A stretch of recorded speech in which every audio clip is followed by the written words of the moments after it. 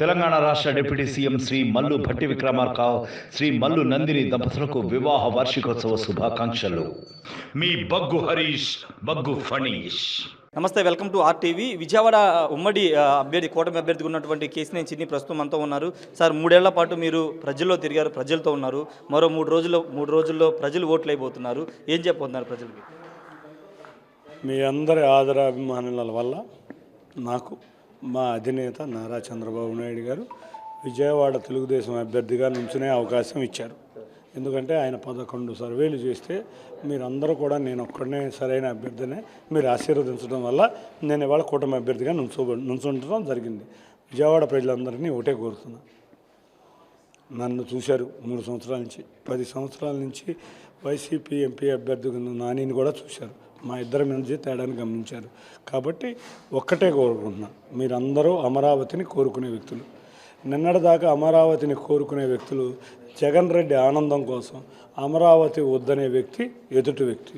నేను అమరావతి మన సంక్షేమం, మన అభివృద్ధి, మన పిల్లల భవిష్యత్తు, వాళ్ళ ఆత్మవిశ్వాసం, వాళ్ళ కాళ్ళ మీద వాళ్ళు నిలబడి ఉద్యోగాలు సంపాదించే విధంగా ఉండే విధంగా మేము ఉంటాం. అంతేకాకుండా మేమందరం గర్వంగా చెప్పుకునేది ఏంటంటే చంద్రబాబు నాయుడు గారి వారసులు. ఎందుకంటే మా 7 అభ్యర్థులు నాతో పాటు ఏ రోజు వ్యక్తిగత దోషంలో పాల్పడాల, ఏ రోజు గొడవలకి వెళ్ళాల, ఏ రోజు విధ్వంసానికి పాల్పడాల, ఏ రోజు ఎవరి కుటుంబాలని రోడ్డు మీదకి వేడ్చలా. మీరు ఎదుటి వ్యక్తుల్ని గమనించండి. వాళ్ళందరూ జగన్ రెడ్డి వారసులు. జగన్ రెడ్డి లాగానే వాళ్ళు కూడా విధ్వంసం, పార్టీ ఆఫీసుల మీద విధ్వంసం చేశారు. మా నాయకులు ఇళ్ల మీద లేనప్పుడు ఆడవారు పిల్లలు ఉన్న సమయంలో వాళ్ళు ఇళ్లను దాడి చేశారు. ఒకానొక నాయకుడికి కన్ను పోయింది. అంతేకాకుండా మళ్ళీ వీటన్నిటికి తోడు ఇంకో సైకో కూడా తయారయ్యాడు.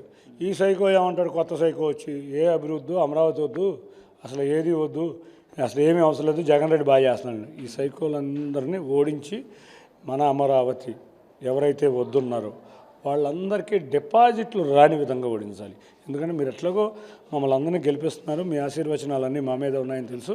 కానీ ఎదుటి వ్యక్తులు మన కళల రాజధాని అమరావతి వద్దు, మనకు పోలవరం వద్దు, మన చింతలపూడి వద్దు, మనకు భవిష్యత్తు వద్దు, మన పిల్లలకు భవిష్యత్తు వద్దు అని కోరుకుంటున్నారు. కాబట్టి అటువంటి వాళ్ళకి డిపాజిట్లు లేకుండా, ప్రజా జీవితంలో కూడా లేకుండా చేయాలని కోరుకుంటున్నాను. అంటే మీ మీద అనేక ఆరోపణలు కేసీనేని నాని చేశారు, స్కాములని అవని ఇవన్నీ చాలా చేశారు. ఎన్నికల ముందు వాటికి ఏం సమాధానం చెప్తారు, ప్రజలకి ఏం చెప్పబోతున్నారు? నాని ప్రతిసారి చేసే ఆరోపణలే. 2009లో చిరంజీవి గారు డబ్బులు తీసుకున్నారని చేశాడు, అవునా? 2014లో కోనేరు సత్యనారాయణ గారు పెద్ద ల్యాండ్ స్కామ్స్టర్రు అది ఇది అన్నారు, అవునా? 2019లో మళ్ళీ పీవీపీని అదే మాట అన్నారు. ఈ అన్న మాటలకి ఆయనకి 7 ఓట్లు తెలుసు. ల్యాండ్ స్కారు, భూములు, చార్లెస్, శోభరాజు, ఈ 7 పదాలే తెలుసు. ఇంకా వేరే కొత్త పదాలు తెలియవు. ఈ 7 పదాలు పదే వాడుతూ ఉంటాడు. ఎవరు ఎదురుగా నుంచున్నా కూడా వాడుతూ ఉంటాడు. ఎందుకంటే ఆ పదాలన్నీ ఆయనకి సరిపోతాయి కాబట్టి. ఎందుకంటే ఇటుపక్క స్థలం, అటుపక్క స్థలం, మా కుటుంబంలో మా చెల్లి యొక్క స్థలం, ఎవరు ఆక్యుపై చేశారో, ఎవరు ల్యాండ్ కబ్జాలు చేశారో మాకు తెలుసు. బ్యాంకులకి లోన్లు ఆయన పదే చెప్పేది, బ్యాంకులకు లోన్లు. ఈ సిగ్గుందా? నీ బ్యాలెన్స్ షీట్ తెలుసుగా, నీకు ఫైనాన్స్ కంపెనీలు తెలుసుగా, వీటిలన్నిటి దగ్గర లోన్లు తెలియవా నీకు? నీ లోన్లు నీకు తెలుసుగా. ఎవడయ్యా అసలు అన్నిటికన్నా కూడా ఇంకో కొత్త విషయం చెప్పనా? నువ్వు సర్వీస్ ట్యాక్స్ డబ్బులు వసూలు చేసి ప్రభుత్వానికి, కేంద్ర ప్రభుత్వానికి కట్టకుండా ఎగ్గొట్టిన కేసు కూడా ఉంది. నీది అది కూడా మా దగ్గర ఉన్నాయి, దాని డీటెయిల్. ఆ రోజు వసూలు చేసిన డేటా 8.5 కోట్లు సర్వీస్ ట్యాక్స్ వసూలు చేసి, అది రికార్డు సర్వీస్ ట్యాక్స్ డిపార్ట్మెంట్లో కూడా ఉంది. చేసింది నువ్వు కాదా? ఆ రికార్డు తీస్తే ఇంకెంతకన్నా గౌరవమైన నేరాలు ఏమన్నా ఉంటాయి? నన్నేదో అంటావు. నా ఎఫిడవిట్ చూడు, నా మీద కేసులు ఉన్నాయనుకో, ఇదిగో ఈ కేసు ఇది మెన్షన్ చేయలేదు, ఇది క్యాన్సిల్ చేయండి, ఎందుకంటే రద్దు చేయండి అని చెప్పు. నాది క్లీన్ ఎఫిడవిట్. తెలంగాణ డీజీపీ ఇచ్చిన లెటర్ ఉంది, ఆంధ్ర డీజీపీ ఇచ్చిన లెటర్ ఉంది. Zero case. నువ్వు అనగానే ప్రతి ఒక్కరిని ఒక డైలాగ్ వాడతావు కాబట్టి ఆ డైలాగ్ నన్ను వాడేసావు. నీ మీద ఎఫిడవిట్లో చూస్తే ఎన్ని కేసులు ఉన్నాయి, తర్వాత 2019 ఎఫిడవిట్ చూస్తే ఎన్ని కేసులు ఉన్నాయి, ఎంతమంది బ్యాంకులకు ఎగ్గొట్టావు, ఎన్ని ఫైనాన్స్ కంపెనీలకు ఎగ్గొట్టావు, ఎంత భూ కబ్జాలు చేసావు, ఇవన్నీ కూడా ప్రజలకు అందరికీ తెలుసు. నా మీద ఉందనుకో, నువ్వు నిరూపించి నేను ఏదన్నా రెడీ. నీ మీద కేసు మొన్న ఈ మధ్య రేడా కేసు కూడా ఉందని అన్నావు. మరి కాగితం ఇవ్వేవయ్యా, కేసు ఉంటే కాగితం చూపించాలి కదా, సాక్ష్యం చూపించవు, ఏవి చూపించవు. పోనీ నేను రేడా కేసు దాంట్లో మెన్షన్ చేయలేదని ఎఫిడవిట్లో వేసుగా, వీడు దొంగ ఎఫిడవిట్ వేసాడు, ఎందుకు చూపించవు? మళ్ళీ ఏమంటాడు, ఎలక్షన్ తర్వాత బయటకు వస్తాయంట. ఈయన ఎలక్షన్ తర్వాత ఈయన ఎక్కడికో పారిపోతాడు. వాళ్ళు పారిపోయే పరిస్థితి డెఫినెట్గా ఉంది. ఎందుకంటే ఇక్కడ ఉన్న అప్పుల వాళ్ళందరూ ఇప్పుడు ఎంపీ అనే పదవి ఉంది. మా తెలుగుదేశం నాయకులు పాపం చాలామంది డబ్బులు ఇవ్వాలి. సరే మన పార్టీలో ఉన్నారు కదా అని మొన్నటిదాకా ఈ పదవి ఊడిపోగానే ఇవాళ ఇంటి ముందు వందల మంది ఉంటారు. అసలు ముందు నువ్వు నీ డ్రైవర్లకు జీతాలు సరిగ్గా ఇచ్చుకుంటే చాలు, ఇంకేం అవసరంలా. వాళ్ళు కూడా లేబర్ డిపార్ట్మెంట్ కేసు ఉంది నా మీద, ఎందుకు చేతారు? ముందు నీ మొహం అద్దంలో చూసుకుంటే నీకు అర్థమవుతుంది. నా మీద నీ కేసులు ఉన్నాయి, నీ మొహం అద్దంలో చూసుకుంటా, నువ్వు ఇంటర్వ్యూ ఇస్తావు అనుకుంటా. అందుకని నీ తప్పులన్నీ ఎదుటోడి మీద పెడతావు. ఇంకోటి పీవీపీ మీద కేసు వేసినాక పీవీపీ ఒక డిఫర్మేషన్ నోటీస్ ఇచ్చారు. ఇంటి పేరు చెబుతా, పేరు చెప్పను కానీ, అడుసు మిల్లి అనే ఇంటి పేరు గల వ్యక్తి దగ్గరికి వెళ్ళి పీవీపీ కేసు తీపిచ్చని బతిమాలితే పీవీపీ దగ్గరికి వెళ్ళి మాట్లాడించుకుని అతని కాళ్ళ మీద పడి రిక్వెస్ట్ చేసావా లేదా? ఇంక ఇవన్నీ అనవసరం, నీకు అలవాటు అది.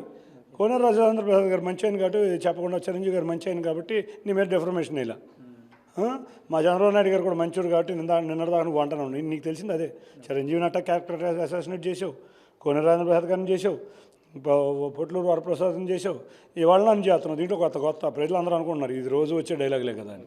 ఫైనల్గా మెట్రో నేనే వద్దన్నాను, అమరావతి ఇప్పుడు అది అసలు అమరావతి కాదని కొన్ని కామెంట్లు చేసినాడు. చెప్పాను కదా, ఇందాకే చెప్పాను ప్రెస్ మీట్లో. నేను 10 అంశాలు లేవనెత్తా.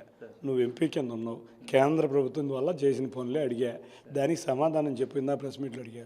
మెట్రో గన్నవరం నుంచి అమరావతి దాకా చంద్రబాబు నాయుడు గారు 2 బెంచ్ సర్కిల్ ఫ్లైఓవర్లు డిజైన్ చేస్తా, ఇట్లా 2 ఫ్లైఓవర్లు ఉండాలి, మధ్యలోంచి మెట్రో వెళ్ళాలని వారి కోరిక. ఆ కోరికని ఇవాళ నీ ప్రభుత్వం వచ్చి ఏమీ చేయలే. నేను అడిగా ఎయిర్పోర్ట్ ఎందుకు జరగట్లా, ఇంటర్నేషనల్ ఫ్లైట్స్ ఎందుకు దిగట్లా, ఎందుకు ఆగిపోయినాయి? అంతేకాకుండా రైల్వే స్టేషన్, విజయవాడ రైల్వే స్టేషన్కి ఏం చేసావు? హైదరాబాద్ రైల్వే స్టేషన్ క్రౌడ్ పెరిగిపోయిందని శాటిలైట్ స్టేషన్లు ఓపెన్ చేశారు. మరి నువ్వు ఒకరోజు విజయవాడ రైల్వే స్టేషన్ ఒకప్పుడు 2వ అతిపెద్ద జంక్షన్ విజయవాడ, అవునా? ఆ స్టేషన్లో ఒక 12 ప్లాట్ఫామ్ కొత్తది ఏదైనా వచ్చిందా? పోనీ ఈ రద్దీని తట్టుకోవడానికి శాటిలైట్ స్టేషన్స్ ఏమన్నా కోరేవా? కొత్తగా డబుల్ డెక్కర్ ట్రైన్లు వస్తున్నాయి, ఎన్డీఏ గవర్నమెంట్లో బుల్లెట్ ట్రైన్లు వస్తున్నాయి, స్పీడ్ ట్రైన్స్ వస్తున్నాయి, శతాబ్దీలు వస్తున్నాయి. ఈ రద్దీ తట్టుకోవాలి కదా. ఈ రద్దీ తట్టుకోవాలంటే విజయవాడ ఏం చేయాలి? 2 శాటిలైట్ స్టేషన్. అది అసలు నీ బుర్రలో ఉందా? ఆ బుర్రలో లేని విషయాలు. అదే నేను అనేది. నేను అంతేగా ప్రెస్ మీట్లో ఏది చేత కాదు. ఎవడన్నా మెట్రో అంటే వద్దంటాడా? అదే ఇట్లాగే ఉంటాయి. ఇతనికి ప్రజాప్రతినిధి కింద ఎందుకున్నాడో నాకే అర్థం కాదు. కొంచెం మతి బాగా భ్రమించినట్టుంది. ఎందుకంటే ఓడిపోతున్నాను, ఇవాళ తెలుగుదేశంలో నేను ఉంటే బాగుండేది, ఓడిపోతున్నా, భారీ పరాజయంతో ఓడిపోతున్నా, అసలు నేను ఉంటే బాగుండేది అనే మైండ్ సెట్తో విలేకరులకు ఆన్సర్ ఇస్తున్నాడు. ఎవడైనా అమరావతి వద్దంటాడా? ఎవడైనా మెట్రో వద్దంటాడా? ఎవడైనా విజయవాడ డెవలప్మెంట్ వద్దంటాడా? విజయవాడ ఎయిర్పోర్ట్ వద్దంటాడా? రైల్వే స్టేషన్కి శాటిలైట్ ఇవ్వద్దంటాడా? లేకపోతే స్ట్రాంగ్ వాటర్ డ్రైనేజ్ పని మేము 2014 నుంచి 19 వరకు జరిగింది. 500 కోట్లు తీసుకొచ్చి ఎన్డీఏ గవర్నమెంట్లో మొదలుపెట్టాము. 19 నుంచి 23 దాకా స్ట్రాంగ్ వాటర్ డ్రైనేజ్ ఏది? పనిలేయి. నువ్వు ఏదో చేశానంటావు, చెప్పే నువ్వు ఏదో భ్రమ.